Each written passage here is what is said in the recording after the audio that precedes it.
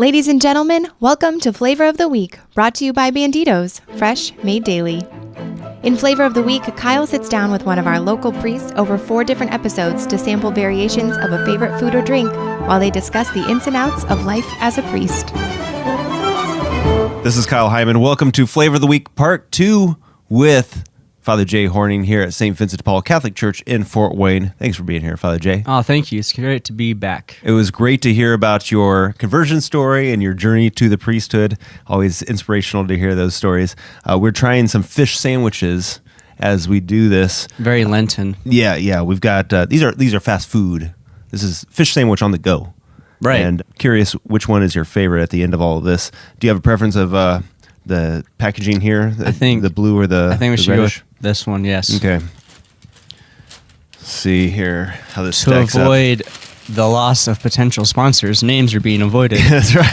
So this one, ooh, Oh, it's got a fancy little container. yeah, color image and everything. Oh wow, presentation. Presentation They high. get some points for presentation. Very high. All Get right. it out though. While you're cutting this open, I thought we could talk a little bit about your work that you do with the youth here at the parish. Very active life teen group, Yes. and also chaplain at Bishop Dwayne. Oh yeah, Get your pictures here. cross-section picture. Same thing though. We've got fish, lettuce, potentially tartar sauce. Mm-hmm. But now I'm seeing cheese.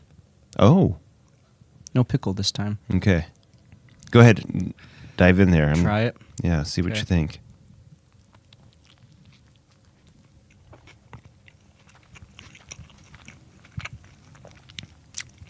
There's more bread on this one.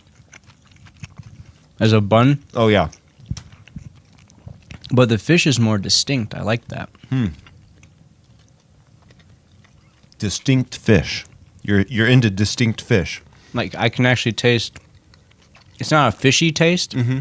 but I know it's fish. Mhm. Like it's good. It's like eating walleye. Oh. See, like whenever I'm dealing with fried fish, Mm-hmm. I know that there's a difference, Sure. but I never know what I'm eating. Like Well, if it's catfish or growing whitefish up, or We one of my dad's good friends. He would go walleye fishing in the summertime up in Canada. He'd come back and we'd have a huge fish fry at the end of summer. And there's always walleye. So I've learned distinctively the taste Okay. of walleye. yeah. Trout was a little bit more like kind of that fishy, gamey. Salmon is distinct. Mm-hmm. Catfish is, you get a little bit more like that salty taste, like that grimy taste. So I don't know. I like fish. Yeah. I like sushi. Yeah? Yeah. What's your favorite sushi roll? Oh man, I think just on a simple one, it would be a spicy tuna. Okay. I like tuna. It's very good. Or like that, like ahi tuna. Uh-huh. You get like that quick little crisp and then very delicate. Okay. That's delicious. Yeah. But that wouldn't have been as penancy for Lent Ah, yes. because Right. Father Thomas Zare wrote an article recently. I'm not sure if it was for Today's Catholic or Our Sunday Visitor. He says, is it really penitential for sushi? It was in the Redeemer. It was Redeemer. Okay. Yeah. It was our Lent challenge. Yeah. Yeah. LentRadio.com. It's like, oh man, he's talking about sushi. I can't eat sushi now. Yeah. That was a good reflection. So this idea of you being so involved and excited about youth ministry, about campus ministry over at Bishop Dwenger, what was your perspective when you were in high school of people that were involved with youth group and stuff like that? Were you even aware of those things going on? Yeah, so in high school, again, I wasn't Catholic, wasn't plugged in any church, but the couple friends I had who were involved with their youth groups, different Christian youth groups, I thought they were weird. Yeah. Uh-huh. I made fun of them. Okay. I was a terrible person back then. Okay. And I remember going to one lock-in, and I mean, it was a fun lock-in. We had video games, we had games throughout the night, people tried to sleep, and it was okay, but I didn't learn a thing about God. Uh-huh. And I just thought it was just weird. Yeah, that was the perspective I came from as a high schooler. So now that you're involved on the other side of things with the planning and maybe some instruction and things like that, Do you find yourself always in the back of your mind thinking about the kid that thinks this is weird? I do. And I think a lot about the outliers. I mean, you're going to always have the core group of kids who want to come, who are involved, who love their faith, who are on fire. Yeah. And that's great. And we love that and we need that. We want to encourage them. Right. But so often the outliers, they're just not reached. And that pains me. Like being at Dwenger, it's awesome. Like to be in the school 2-3 times a week, to be able to go and hear confessions. And again, it's very different now as a priest versus as like a youth director because of just the relationships that are formed, I think. But I still see in those students, I mean, high schoolers today are just overwhelmed and bombarded by activity and stuff to do and like schoolwork and sports and extracurricular activities and the arts. And then you have just the whole realm of social media and the drama of being a young person, which that hasn't changed. It's just gotten faster. So trying to find ways to reach them to not necessarily make Jesus appear cool, but to have Jesus appear relevant is the challenge. And just trying to, just wanting to instill lifelong discipleship in our high schoolers so that when they get to college, they don't fall off the deep end. And then when they get done with college, they can form good, holy Catholic families and, continue the faith that they've experienced. Is it possible to have a single event, whether it be a night or a retreat or a lock-in or anything, that reaches both extremes? The person that thinks this is weird and doesn't really want to be there, either their mom is making them be there or they just kind of came because their friends were going, and the person that is really excited to be Catholic and really wants to be pushed? I'm not sure. There might be, but the likelihood is because people are at so many different places on their faith journey, they're at so many different places just in their mental capacity, that we can't rely on a one-size-fits-all kind of mentality. And that's where the benefits of parishes in the diocese having different programs and events is so good. But more than anything, what's critical is forming intentional relationships. So being a youth director and having been involved with like the Life Teen model and the big group model, like there's goodness in there. Yeah. It creates the ability to always have openness and new people can come in at any time. That's really, really helpful. But it also prevents the ability to dive into deep, meaningful relationships because it's a big group and not everyone's going to like everyone. Right. And that's okay. Yeah. You don't have to. So then you move into like this why disciple model where you have just the small groups. And that's great because you're forming deep intentional relationships with each other, but it's harder to plug in a new person halfway along because it's like, oh, well, this group's been meeting together for 5 months, but and you're a new person and you're different, you're weird, so we don't want you to be in our group. Yeah. That's the normal clickiness that just happens. So you want to find this hybrid of the two and the ability to have the large groups and the small groups. But more than anything, it's all about the volunteers you get to do it because one individual cannot do youth ministry, cannot do chaplaincy. Like Father Dave and I are the chaplains at Bishop Dwenger. And, there's a ton that the students will come to us for. It's just really beautiful. We also know that we're not the end all be all. We're not there all the time. Their teachers are extremely important. Their parents are extremely important.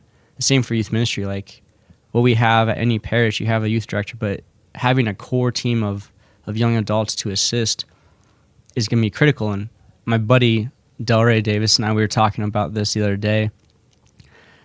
I had a particular niche of kids that would gravitate towards me. And there was a particular group that didn't want to come towards me. Yeah. And that's just normal. Yeah.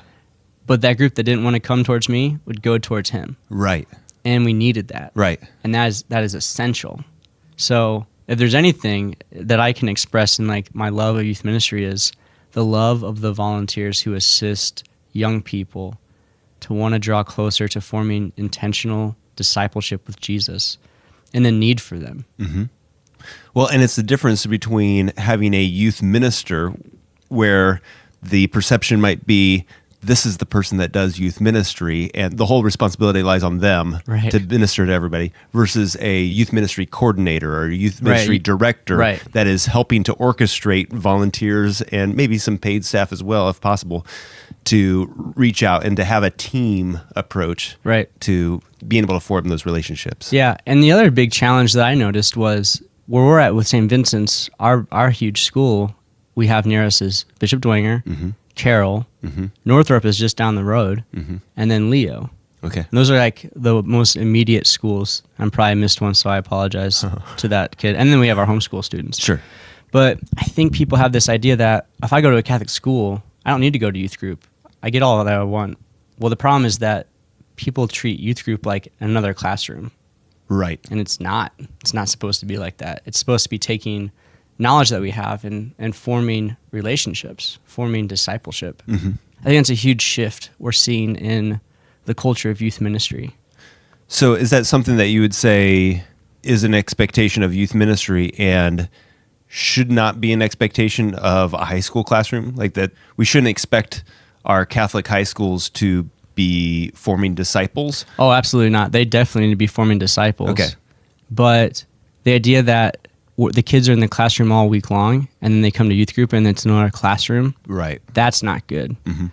But what we take is all the things they've done throughout the week, all that they've learned, all that they've been formed in, we take that and we go to another level. Right. Because it's not just education.